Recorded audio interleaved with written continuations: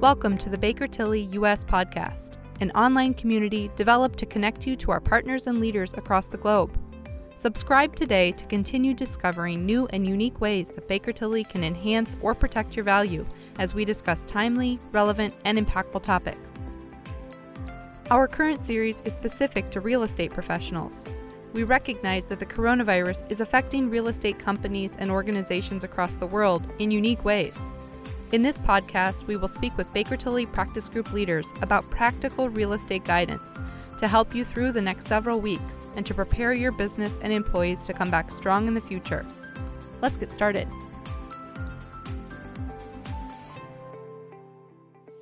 Hello, and welcome to this week's edition of Buzz House, our Baker Tilly weekly podcast where you can find all the buzz affecting multifamily housing. I'm Don Bernard, the partner in charge of Baker Tilly's multifamily housing practice. And I'll be talking with my cohort and partner, Garrick Gibson, who also specializes in consulting on multifamily projects around the country. We're very delighted to have a guest in the Buzz House today. Joining us today is David Davenport, a shareholder and lawyer with Winthrop and Weinstein. David has been at the forefront of low-income housing tax credit case law, litigating for general and managing partners in disputes in more than 40 cases involving more than 100 LIHTC developments. Many of you listening have probably just recently been through year 15 or have year 15 approaching. Just where we sit in the history of the low-income housing tax credit program, over the next 5 years, approximately 635,000 units will be reaching year 15, which is about the most ever in date in the history of this program. Garrick and I have been receiving many calls from clients on how to approach the negotiation with the investor, so a very, very timely topic. Garrick and I will have a number of questions we will pose to David around disputes that arise near the end of the 15-year compliance period.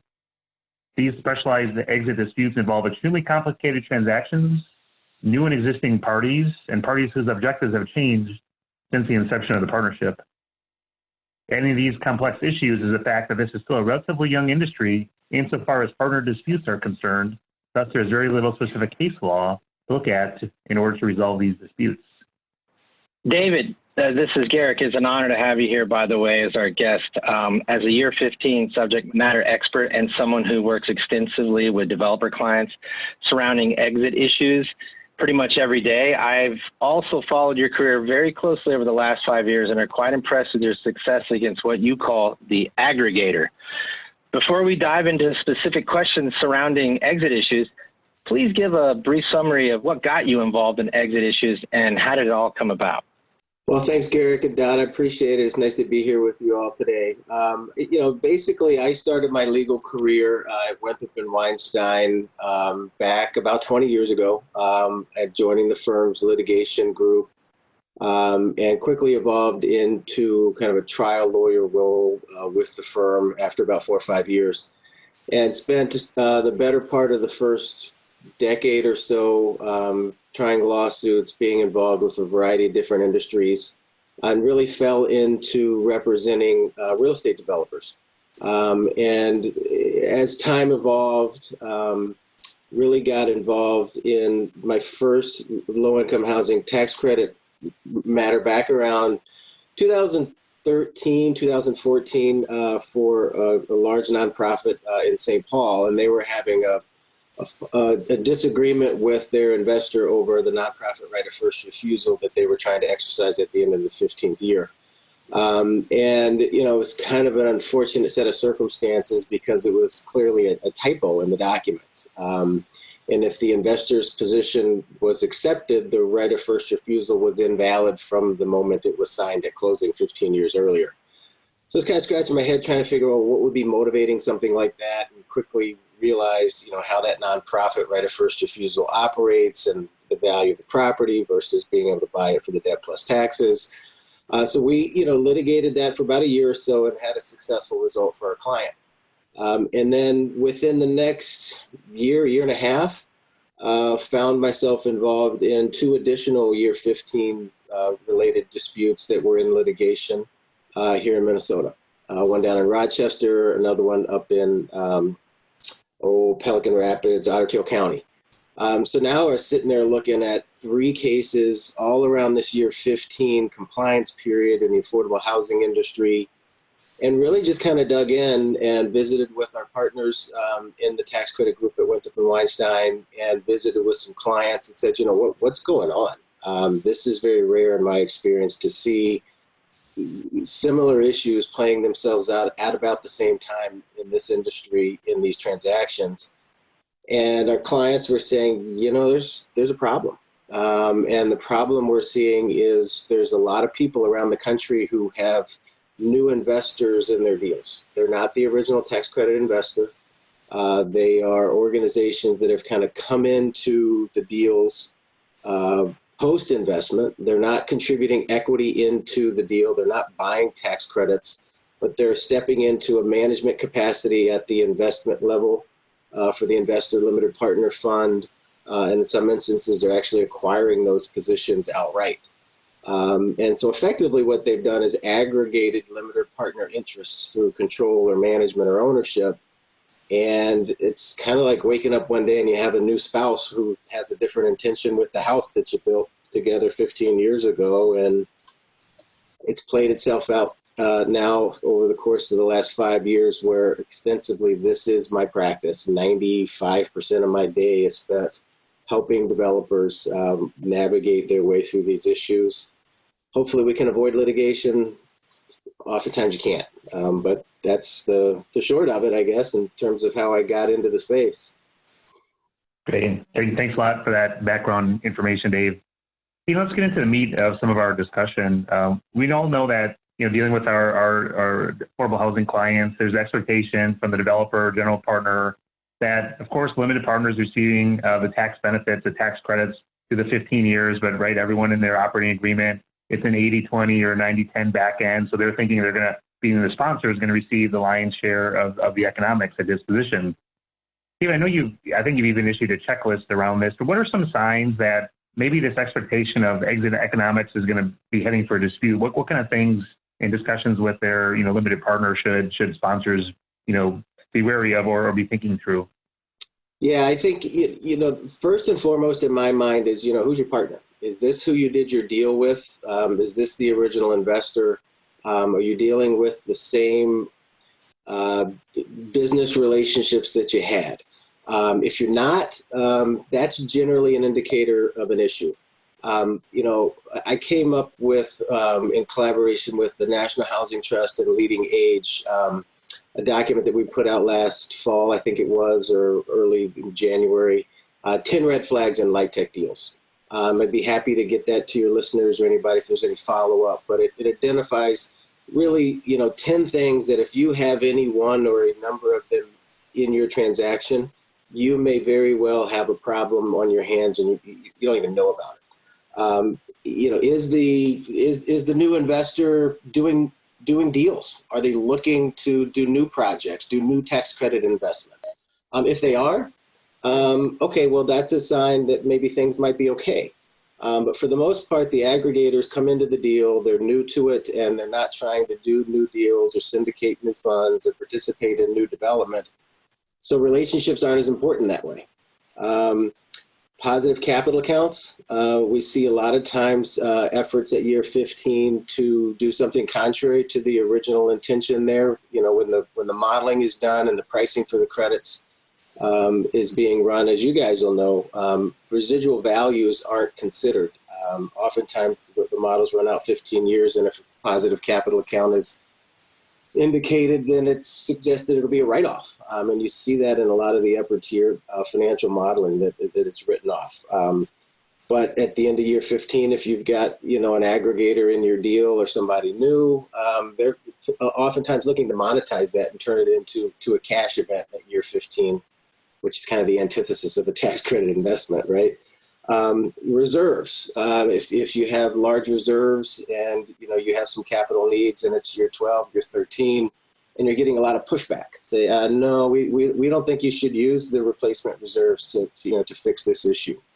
Oftentimes that can be a tactic to essentially jack up the value when you're looking at things at year 15, and then of course you'll have a capital needs or physical needs report that would suggest you need to spend it, but for whatever reasons, you're being told no. That's an indicator of a problem. Similarly, refinance issues. if you're coming up on year 15 and you're trying to refinance and your investor's saying, no, we're not interested in that, and trying to leverage a consent right around a refinance as a means to get a different buyout price. Those are probably 5 or 6 things I think that generally suggest that things may be heading in the wrong direction. Thanks for that detailed explanation, David. It kind of lends itself to sort of in recent years, there's been more and more disputes concerning exits and the conditions of the governing partnership agreement disclosures. I see a lot of disputes over disclosures governing the right of first refusal, the GP-LP buyout options, and sometimes qualified contracts come in the mix. But for example, I always get clients who don't understand the difference between the liquidation provisions and the sell of refinance waterfall. And so, the liquidation provisions, based on a sell may skew these economics to LP due to this large positive capital account. So, and you briefly touched on that, but can you touch on where these disputes may arise when you're computing the buyout price based on the liquidation versus the sell waterfall? And what disputes have you litigated dealing with that GP option to buy out the LPs, which resulted in the LP not receiving their positive capital account and the judgments being based on going through the sell and refinance waterfall, which generally will split at some, fixed percentages that they've agreed to? Yes, I mean, the starting point is always what does the limited partnership agreement or the operating agreement provide? That's the framework for the analysis, right? You go to what the parties documented for their deal. And so oftentimes what we'll see is a capital transactions waterfall, for example, that deals with a sale or a refinance transaction. And so it ultimately is a transaction which is bringing capital proceeds into the partnership. If it's a refinance or if it's a sale, those partnership agreement provisions oftentimes will treat them the same way. And so you do a hypothetical analysis of a sale, for example, and you pay your debt, you get through the various waterfall provisions, and then most of the time you'll see 80-20 split, 90-10, 75-25. The large portion of the economics of a sale will go to the general partner. And that's an event, right? A sale is an event. A refinance is an event. And so where we have had success in the courts is batting back the investor limited partners who are essentially trying to skip over what the partnership agreement says should happen in that event and say, well, that event is a triggering event for a dissolution and an ultimate liquidation of partnership assets. So they essentially argue for ignoring the event, skipping over it, and going to a liquidation setting and distributing capital proceeds under a liquidation provision as opposed to under a capital transaction provision. So it's essentially, most people will typically get married before they go on a honeymoon, right? So your event is you go to the church or wherever you may desire to have your nuptials, and you say, I do, and you're pronounced husband and wife. Okay, now you're married. That event then triggers oftentimes a reception. It may then trigger a honeymoon. You don't typically skip over the event and go right to the reception, right? So, if you're a Packers fan, you're able to say we win the NFC before we go to the Super Bowl, right? Oftentimes the Vikings fans can't say that. But you have to play the game, right? And you have to win. And so you can't just skip over the championship game and go right to the Super Bowl. Where we run into disputes with our opponents in these deals is they skip over the sale provision waterfall. And they say, don't distribute proceeds that way, go right to liquidation. And you say, well, why would you want to do that? Well, that's where you will typically find a return of a positive capital account is in the liquidation setting. And we've had success in several jurisdictions now where courts have said, nope, we're not doing it that way. We're doing what the partnership agreement says. You got to complete the event. You got to play the game. Once you get to the sale, we'll distribute the proceeds. And then like most of these partnership agreements say, upon the happening of that event, once it's completed, once it's consummated, once it's hypothesized, proceeds get distributed. And then we say, okay, what's next? And in a lot of situations, you don't then go and actually liquidate the partnership. because all you've done is acquired the limited partner's interest and used the hypothetical sale as a means to come to a price for that interest. So hopefully that addresses it. There's a lot to unpack there. I know we're not going to get into a ton of the weeds, but it's really important, in my estimation, for general partners in these deals to really understand those concepts and how they play out and how they're identified in their partnership agreements, because at the end of the day, it starts and ends with what the provisions in the partnership agreement say. Yes, thank you for sharing this valuable information, and I do love the analogy. And that actually is a perfect segue, because now that we have talked about why disputes arise and have a better understanding of the crux of the LP buyout issue, I was wondering if you could briefly discuss what general partners or managing members can do in terms of preparing for these exit issues when in their early stages of the limited partnership agreement or operating agreement drafting. Obviously, without giving specific legal advice here, do you have any suggestions for what language they should focus on when drafting the buyout sections of the, in the general sense, to maybe, hopefully when they get to year 15, they're not sitting there having this sort of gray area, if you will? Yeah, I mean, part of my practice has evolved, I would say, in the last 2 to 3 years, consulting with clients on the front end of deals, working with our transactional partners in our affordable housing group at the firm around issues learned in litigation and how to potentially address them in the language of the deals on the front end. So in terms of when should people start preparing for year 15? Before they sign their documents, in the negotiation of their provisions surrounding that. So options. In my estimation, you should be getting an option to buy the project. You should be getting an option to buy the limited partner's interest in the partnership.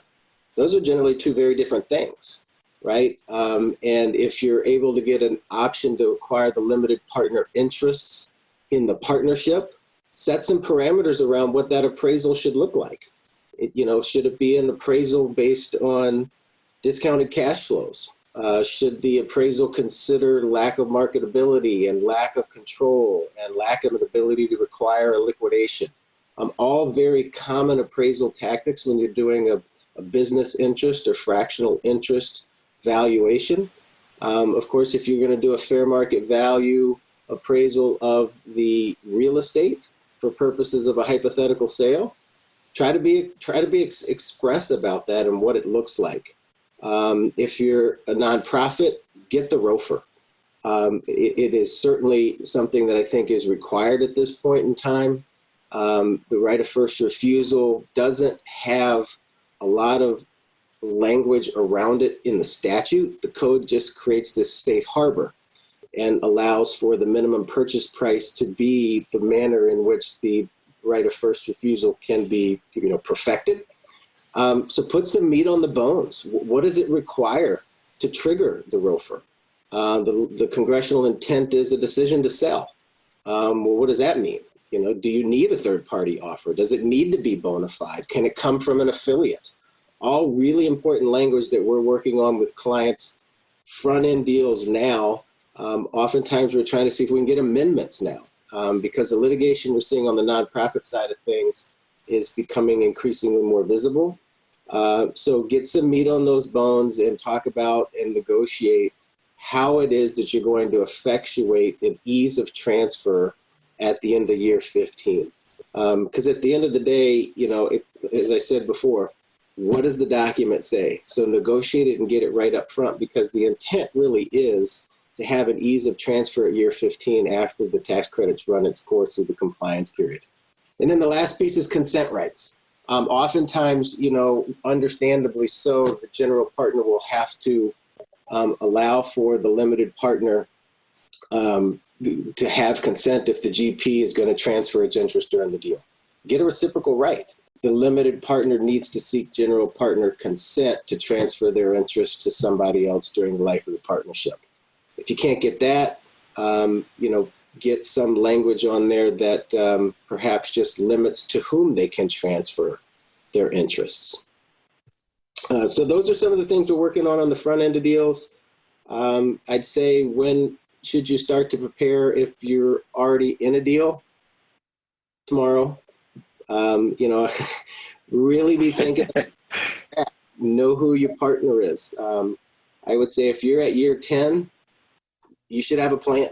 Go to your closing books, figure out what your rights are. I mean, oftentimes folks do their deals, they get their closing binders from their transactional lawyers, they throw them on a bookshelf for a disc, and they sit, and you go run a great project. And then you turn around and you're like, okay, well, I thought I had this right. Yeah, you did, and you lost it 6 months ago. It expired, right? So know your deals. That was really, really good information, And like I noted to start the podcast, many of your deals, to your listeners, are coming up to year 15. You're probably in year 10, year 12. As Dave said, be thinking about those operating agreements and any new deals you have as well. So thank you very much to our special guest today, Dave Davenport, for his insight around these disputes. We will post, as Dave referred to, his 10 red flags document. We will get that on our podcast website as well. Just a quick peek into next week's podcast. We plan to discuss the OCC's rules around Community Reinvestment Act, along with Senate Finance Committee Ranking Member Ron Wyden's policies outlined to preserve and expand affordable housing that he will push to include the next COVID relief bill. Thank you for tuning in today, and feel free to reach out to Garrick or myself with any questions about today's podcast, or if you have any assistance with helping navigate your Year 15 exit issues. If you have any suggested topics, please send them to build@bakertilly.com. That's BUILD@bakertilly.com.